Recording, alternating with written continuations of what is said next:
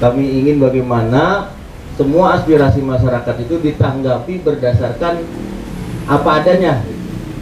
Jadi nggak ada lagi lirik-lirikan nama bupati, gitu ya. Nggak ada lagi bisik-bisikan nama oligarki. Jadi ini perjuangan kita karena kita aktivis nih. Oke, kayaknya dari saya mukadimah itu aja. Dan kita mulai masuk pertanyaan ini. Kami sudah merangkum ini dari tim ahli kami beberapa poin pertanyaan yang menjadi wajah Dapil 2. Menjadi wajah Dapil 2. Mungkin poin pertama dulu, nanti session dipermatang oleh Bang Cupang. Jadi poin pertama adalah Kabupaten Bekasi mengantongi timbunan sampah terbanyak di Jawa Barat dengan bobot 821,37 ribu ton atau sekitar 16,78% dari total sampah di provinsi tersebut. Volume timbunan sampah di Jawa Barat tercatat mencapai 4,89 juta ton pada tahun 2022 atau ketiga terbesar di Indonesia. Nah, yang kami ingin pertanyakan, apa tanggapan dari bapak-bapak dan ibu-ibu untuk membahas permasalahan ini? Yang kami tahu kan istilahnya sampah dari industri itu cukup besar di Dapil 2. Begitu juga kan ada yang namanya pasar induk dan terpadat juga perumahannya. Demikian mungkin dari kami yang kami harapkan tadi itu pertanyaannya, bagaimana menanggapi hal persampahan. Demikian. Kalau kita ingat pelajaran sejarah awal-awal era pra-revolusi industri sekitar abad 18-19 kan, itu dimulailah produksi terhadap barang yang diikuti oleh pertambahan jumlah populasi. Itu berada di Eropa dulu tuh. Di kita belum, karena di kita baru awal ini loh, awal kolonialisme kan. Nah, ketika bergulir terus kan, jadi menurut data PBB sendiri, awal abad 17 itu penduduk bumi ini baru ada kurang lebih 1 miliar, Pak.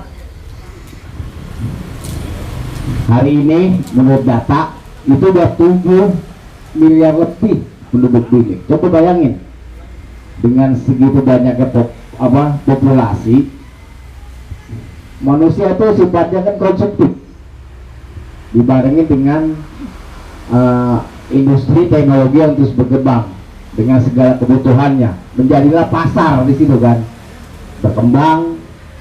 Nah, dampak dari pasar ini banyak, Pak. Hari ini kita rasakan selain sampah, cuaca, ya kan, yang dulu polanya cuaca itu sejuk, ya kan, hari ini kita rasakan kan. Nah, itu semua saling berkaitan gitu loh. Ini kita harus akarnya dulu nih, kita ini ya nggak bisa kita langsung ini sampah kenapa bisa nggak diolah, itu mau belakangan, Pak, gitu loh. Nah, kenapa bisa seperti itu? Hari ini Eropa justru sudah lebih dulu, Pak. Mereka itu karena mereka mengawali revolusi itu industri di sana, mereka dengan segala ilmuwan dan kajiannya udah duluan ternyata kan. Mereka udah jadi negara industri maju, dan negara Eropa itu kan, negara Barat itu memang negara-negara yang dengan sifat ekspansinya menjadi negara yang eksploitatif.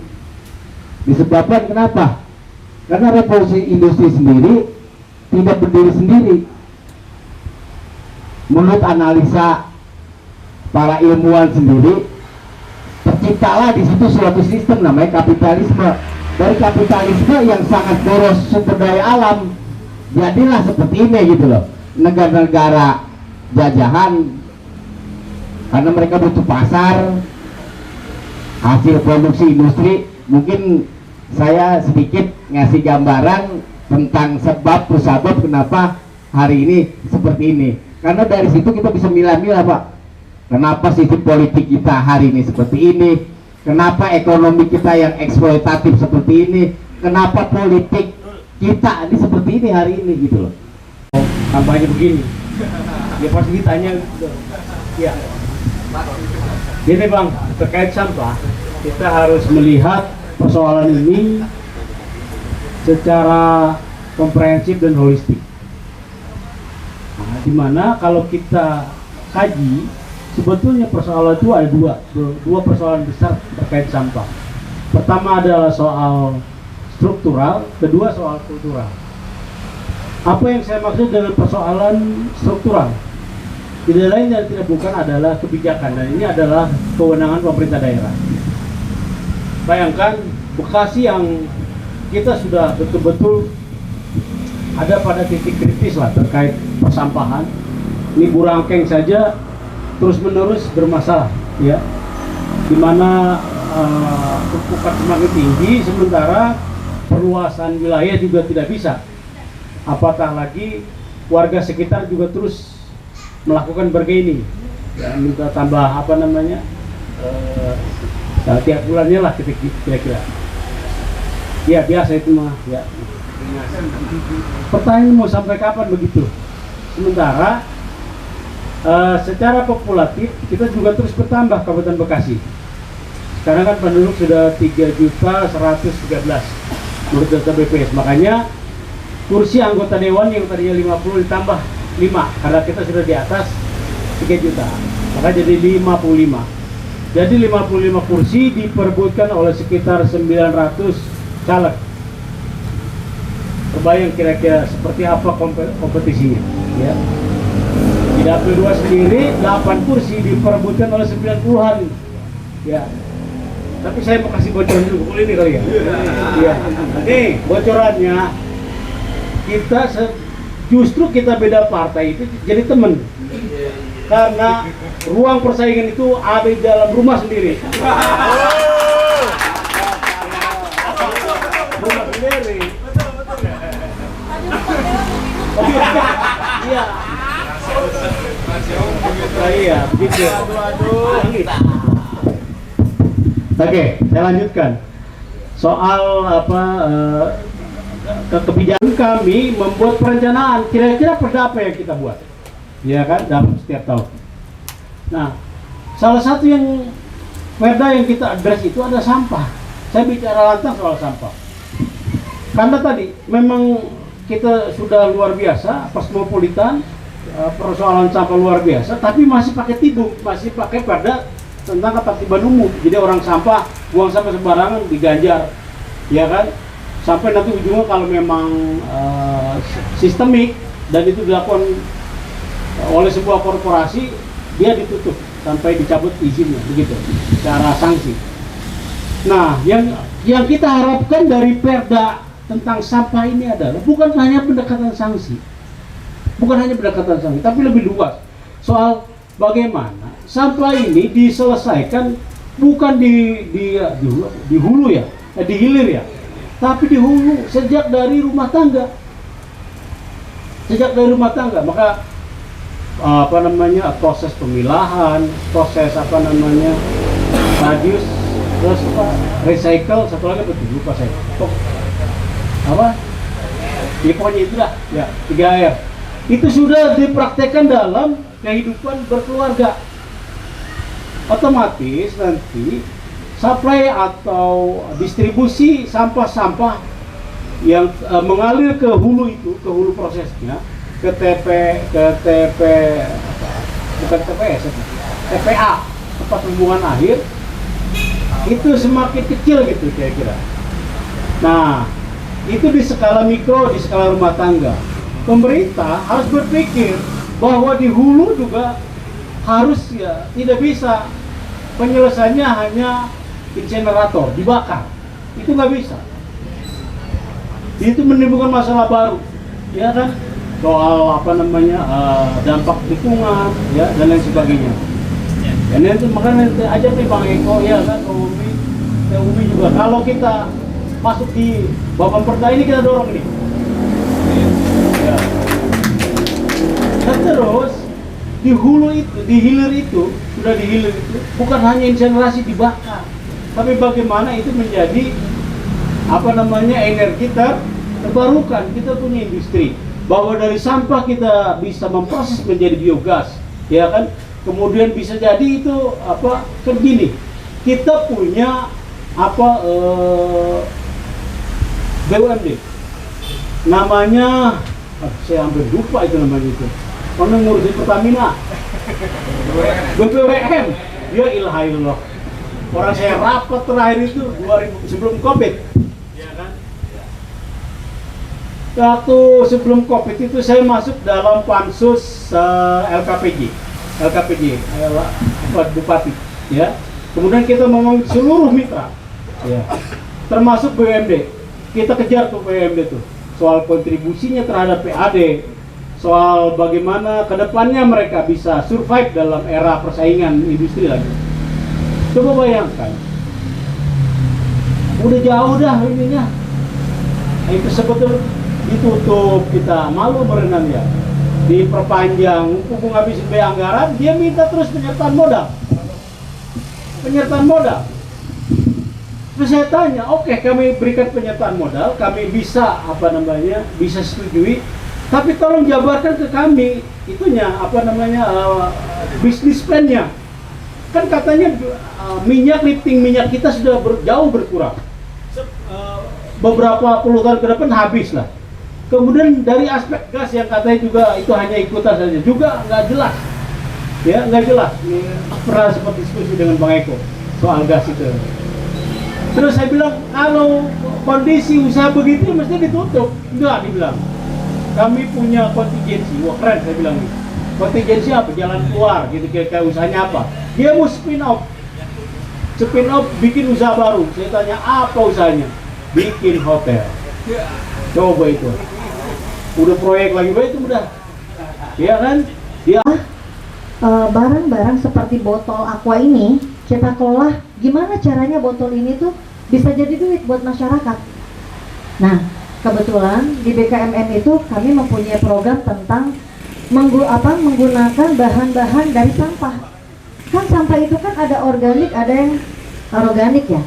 Nah, itu yang harus kita paparkan ke masyarakat bahwa sampah ini bisa loh kita jual belikan, masa kita perdayakan, betul nggak? Ya, Ada yang bisa sektor ekonomisnya ya. Iya, kayak misalnya dari sampah organik bisa jadi pupuk, betul nggak?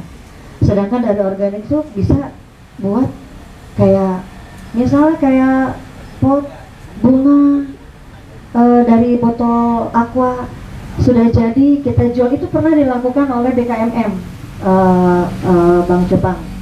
Waktu itu kita ada namanya takblik akbar. Jadi kami mengarahkan seluruh pengurus BKMM itu membuat suatu UMKM yang dasarnya itu dari sampah, yaitu dari botol, dari sedotan. Sedotan ini ternyata ada fungsinya loh, bisa buat kayak semacam hiasan rumah, itu bisa dijual. Nah, mungkin itu kali kalau dari kami gitu. Oke, makasih. Sampah ini kompleksitas yang nggak ada habisnya. Jadi saya pun akan punya jawaban lain kira-kira di luar jawaban narasumber. Sampah mulai ada, mungkin sepakat atau tidak, ketika manusia ada, Bang Jepang. Jadi sejarah sampah ini panjang. Ketika Nabi Adam buang sampah sembarangan, itu pertama ada sampah. Ini biar agak dialog interaktif berjalan, biar komunikatif. Ada di sini yang nggak buang sampah sembarangan, ngacung. Nah, ada yang nggak buang sampah sembarangan, nggak ada yang ngacung. Jadi sampah ini buang waktu. Itu yang pertama yang ingin saya sampaikan. Nggak di kita meledaknya, di keturunan kita, di generasi selanjutnya. Hari ini dampaknya mungkin belum terasa. Bayangkan kalau maksudnya belum kompleks luar biasa gitu. Bayangin suatu saat tadi Bang Dewan bilang tempatnya udah sesek. Akses jalannya saya pernah survei Bang Dewan. Wah, itu koordinasinya sepanjang jalan. Saya sepakat sebenarnya ada dua hal itu terkait struktur dan kultur. Makanya Nabi pernah ngomong, ini luar biasa banget bagi saya. Jadi pemaknaan an-nazafatu minal iman, kebersihan itu sebagian dari iman, bukan kita buang sampah sembarangan terus kitanya bersih dan kita beriman. Karena bersihnya kita. Tapi pemaknaannya adalah bagaimana lingkungan kita menjadi bersih, atau kita jangan mengotori lingkungan. Itu mafhum mukhalafahnya kira-kira begitu. An-nazafatul minal iman itu, yuk jangan ngotori lingkungan, kira-kira itu. Nah, ini harus sampai dalam konsep pendidikan kita.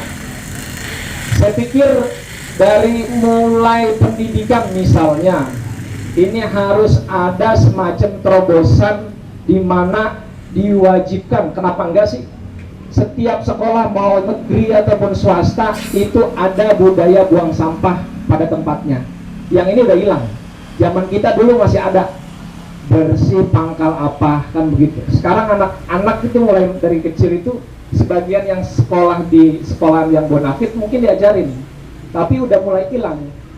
Ini budaya yang sudah hilang. Ada hal yang lebih keren menurut saya di luar struktur dan kultur. Ini persoalan karakter. Makanya tema malam ini perubahan. Mudah-mudahan ini Bang Rafiq, ini adalah momen di mana kita bisa merubah karakter sehingga struktur dan kultur masyarakat di Kabupaten Bekasi bisa lebih baik. Amin. Amin, jangan ngobul ya. Persoalan sampah adalah bicara persoalan moral dan keberanian. Jadi kalau kita berani buat merubah semua struktur masyarakat, dari yang masyarakat sipil sampai kita yang insya Allah nanti terpilih, ini harus berani. Harus berani. Memang tidak seperti membalikan telapak tangan. Yang Bang Rusdi tadi sampaikan itu atmosfernya saya kerasa. Jadi kalau cuma dari 50 yang besok 55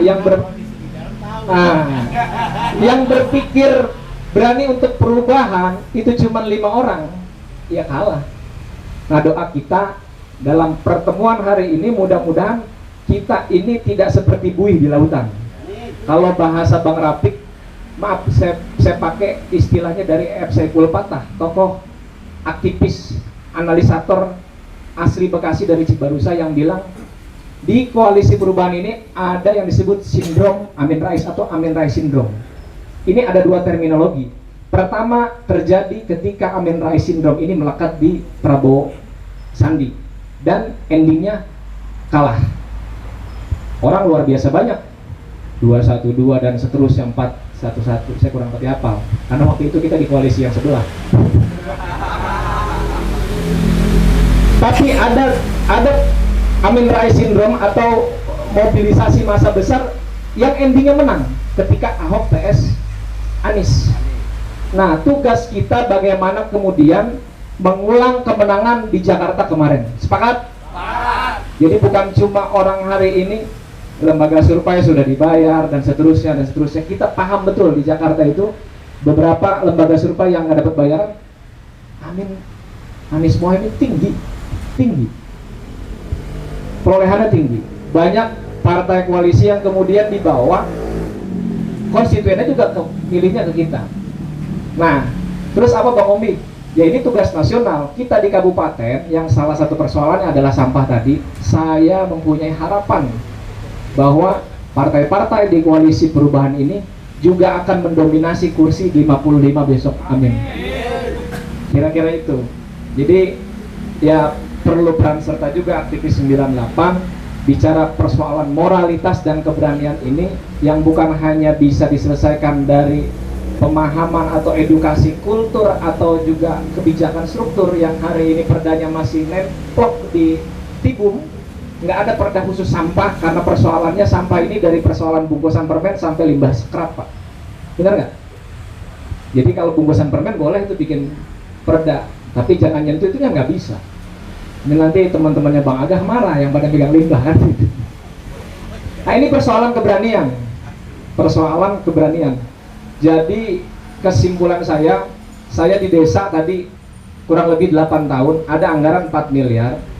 Pemerintah daerah jangan sendiri, libatkan. Karena di pemerintahan desa yang disebut APB desa itu 4 miliar itu 3 sumbernya, 4 malah.